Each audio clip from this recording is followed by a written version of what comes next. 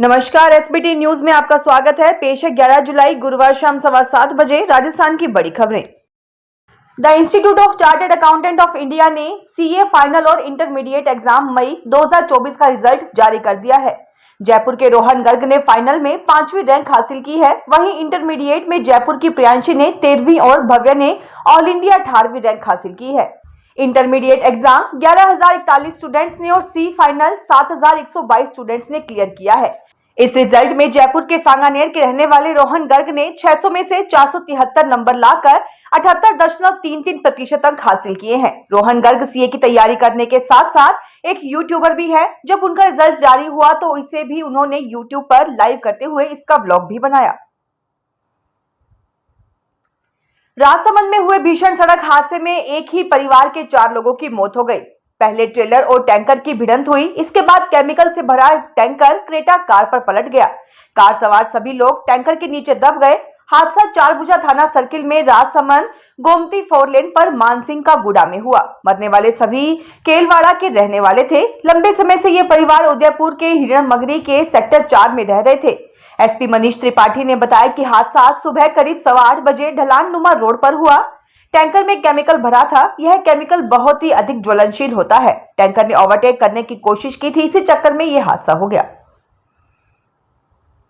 राजस्थान में करीब 2 साल पहले हुए रीट पेपर लीक मामले में ईडी ने पहली गिरफ्तारी की है। टीम ने जयपुर में छापेमारी कर शिक्षा संकुल के पूर्व कोऑर्डिनेटर प्रदीप पाराशर को उसके घर से गिरफ्तार किया। बुधवार देर रात हुई इस कार्रवाई के बाद उसे कोर्ट में पेश किया गया। प्रदीप पाराशर का नाम पेपर लीक में सामने आया था। इसके बाद एसओजी और पुलिस भी उससे पूछताछ कर चुकी है। ईडी ने बुधवार रात जवाहरनगर स्थित उसके फ्लैट से गिरफ्तार किया। रात करीब 11 बजे के बाद कोर्ट जज के घर में पेश किया गया, जहां से 3 दिन की रिमांड पर भेज दिया गया।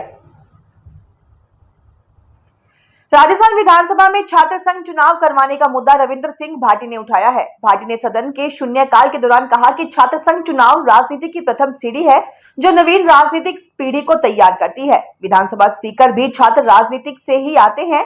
लोकतांत्रिक व्यवस्था में छात्र संघ चुनाव अपरिहार्य और अनिवार्य है। स्वच्छ, पारदर्शी और नियमित छात्र संघ चुनाव करवाए जाएं, जिससे राष्ट्र निर्माण में, राष्ट्र की नीति निर्माण में और राष्ट्र की लोक कल्याणकारी अवधारणा में सहयोग प्रदान करेगा।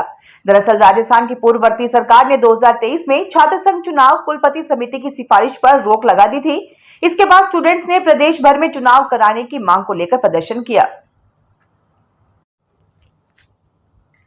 उच्चतम न्यायालय ने बड़े पैमाने पर कथित कदाचार और अन्य अनियमितताओं के कारण मेडिकल में स्नातक स्तर की पढ़ाई के दाखिले के लिए 5 मई को आयोजित राष्ट्रीय पात्रता का प्रवेश परीक्षा नीट यूजी 2024 रद्द कर उसे दोबारा कराने वाली मांग याचिकाओं पर अपनी सुनवाई गुरुवार को 18 जुलाई के लिए टाल दी।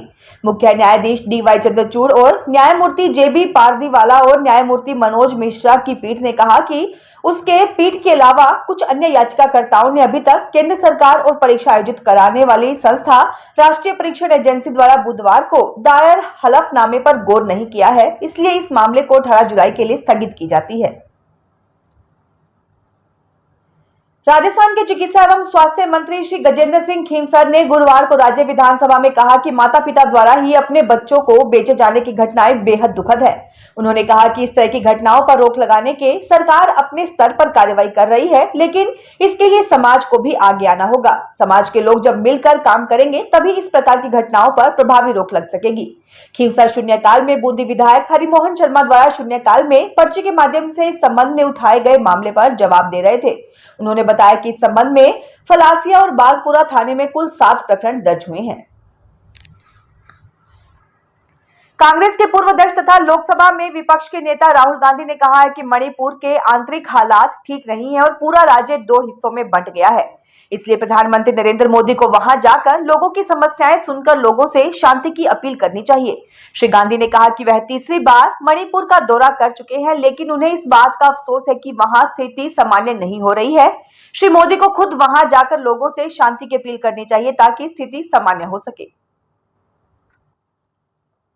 भारतीय जनता पार्टी ने आम आदमी पार्टी की दिल्ली सरकार एवं मुख्यमंत्री अरविंद केजरीवाल और कांग्रेस के गठजोड़ को दिल्ली की बदहाली के लिए जिम्मेदार बताते हुए कहा कि दिल्ली की जनता को सोचना चाहिए कि शहर को विश्व स्तरीय एवं आधुनिक सुविधाओं से युक्त बनाने के लिए ये ठगबंधन कितना उपयुक्त है। भाजपा के वरिष्ठ नेता एवं केंद्रीय मंत्री अश्विनी वैष्णव ने यहां संवाददाताओं से कहा कि आप पार्टी और अरविंद केजरीवाल ने जिस तरह से दिल्ली में अराजकता फैलाई है, दिल्ली का हर निवासी इससे त्रस्त है। कचरा नहीं साफ हो रहा है। आप पार्टी ने झूठे वादे किए हैं, वह दिल्ली के लिए पानी की व्यवस्था नहीं कर पा रहे हैं और शराब पर ध्यान केंद्रित कर रहे हैं। राजस्थान में भजनलाल सरकार के मंत्री डॉक्टर किरोड़ीलाल मीणा का इस्तीफा इन दिनों सुर्खियों में बना हुआ है। एक और विपक्ष लगातार प्रदेश सरकार पर तंज कसने में लगा हुआ है, वहीं दूसरी ओर केंद्रीय नेतृत्व से लेकर राजस्थान में बीजेपी नेता किरोड़ी को मनाने में जुटे हुए हैं, लेकिन अभी तक किरोड़ी मीणा ने अपना इस्तीफा वापस नहीं लिया है। इतना ही नहीं, बजट भाषण के दौरान भी किरोड़ी विधानसभा में नहीं आए थे। बता दें कि किरोड़ीलाल मीणा ने लोकसभा चुनाव में कुछ सीटों पर हार की जिम्मेदारी लेते हुए इस्तीफा दिया है। हालांकि सियासी गलियारों में चर्चा है कि इस्तीफा देने के पीछे कुछ और ही वजह है। शायद इसलिए रूठे किरोड़ी को मनाने की कोशिशें निरंतर जारी हैं। टोंक जिले में गुरुवार को बीते 24 घंटे के दौरान औसत 10 mm बारिश हुई, लेकिन भराव क्षेत्र में बारिश नहीं होने से बीसलपुर बांध का जलस्तर लगातार दूसरे दिन भी नहीं बढ़ा है। 24 घंटे में ही बीसलपुर बांध का जलस्तर 2 सेंटीमीटर गिर गया है। ऐसे में बीसलपुर बांध का जलस्तर 310.12 RL मीटर रह गया है। बारिश के दिनों में जलस्तर नहीं बढ़ने से एक बार फिर टोंक, अजमेर और जयपुर के लोगों के लिए थोड़ी चिंता की बात है। वहीं बुधवार देर शाम को बारिश के साथ मकान पर आकाशीय बिजली से बिजली उपकरण जल गए, हालांकि जनहानि नहीं हुई। जयपुर के रामगंज थाना पुलिस ने एटीएम से 15,20,000 रुपए चोरी होने का मामला दर्ज किया है। चोरी की यह घटना हिदा की मोरी स्थित सेंट्रल बैंक ऑफ इंडिया के एटीएम में 10 जुलाई को सुबह 5:15 बजे हुई। एटीएम में पैसा खत्म होने की जानकारी मिलने पर बैंक ने जांच कराई तो घटना की जानकारी मिली। बैंक के वरिष्ठ प्रबंधक आशीष कुमार की ओर से अज्ञात बदमाशों के खिलाफ चोरी का मामला दर्ज करवाया गया है। जोधपुर पुलिस ने नाकाबंदी के दौरान 170 पैकेट 100 डिब्बों में भरा श्री मूल ब्रांड का 2500 लीटर नकली घी जब्त किया है। इसकी पैकेजिंग देश के एक बड़े घी के ब्रांड अमूल की हुबहू कॉपी थी। पुलिस ने जब ड्राइवर से इसका बिल मांगा तो 1 लीटर घी की रेट 330 रुपए चस्पा थी। संदेह के आधार पर जांच के लिए फूड सेफ्टी टीम को बुलाया तो मालूम चला कि 2 साल पहले इसी ब्रांड के घी का सैंपल फेल हुआ था और मालिक के खिलाफ मामला दर्ज किया गया था। मामला गुरुवार को जोधपुर के विवेक विहार थाने का सुबह 7 बजे का है। विवेक विहार थाना पुलिस ने नाकाबंदी में इसी पिकअप से नकली घी पकड़ा है। अब फूड सेफ्टी की टीम इस घी की जांच कर रही है। भारतीय जनता पार्टी राजस्थान की वृहद प्रदेश कार्य समिति बैठक जयपुर में 13 जुलाई शनिवार को आयोजित होगी। भाजपा जिला मीडिया प्रभारी संजय पंड्यान ने बताया कि भाजपा प्रदेश की कार्य समिति प्रदेश अध्यक्ष सीपी जोशी की अध्यक्षता में सीतापुरा जेईसीसी परिसर में 1 दिवसीय आयोजित होगी। इसमें पार्टी के राष्ट्रीय अध्यक्ष जेपी नड्डा एवं केंद्रीय कृषि मंत्री पूर्व मुख्यमंत्री शिवराज सिंह चौहान, राजस्थान के मुख्यमंत्री भजनलाल शर्मा सहित राजस्थान सरकार के मंत्रीगण बतौर अतिथि मार्गदर्शन करेंगे। अजमेर डिस्कॉम से टेंडर प्राप्त कर हैदराबाद की फर्म की ओर से फर्जी बैंक गारंटी देने का मामला सामने आया है। फर्म की ओर से राजसमंद व उदयपुर में कार्य करने के लिए 8,75,10,000 रुपए की 3 गारंटी दी गई। इनके दस्तावेज फर्जी पाए जाने पर अजमेर डिस्कॉम की ओर से फर्म व उसके डायरेक्टर सहित 7 के खिलाफ क्रिश्चियनगंज पुलिस थाने में मामला दर्ज कराया है। अजमेर डिस्कॉम के कॉर्पोरेट ऑफिस में कार्यरत वरिष्ठ लेखाधिकारी परियोजना और समन्वयक प्रदीप मोरानी ने क्रिश्चियनगंज थाने में रिपोर्ट दी। टीचर भर्ती में महिला आरक्षण 30 से बढ़ाकर 50% करने का कोटा में युवाओं ने विरोध जताया है। अखिल भारतीय बेरोजगार प्राथमिक शिक्षक संघ के बैनर तले युवाओं ने सरकार के खिलाफ मोर्चा खोलते हुए कोटा में प्रदर्शन किया। सीएम के नाम एडीएम सिटी को ज्ञापन दिया। युवाओं का कहना था कि सरकार के राजनीतिकरण का काम कर रही है।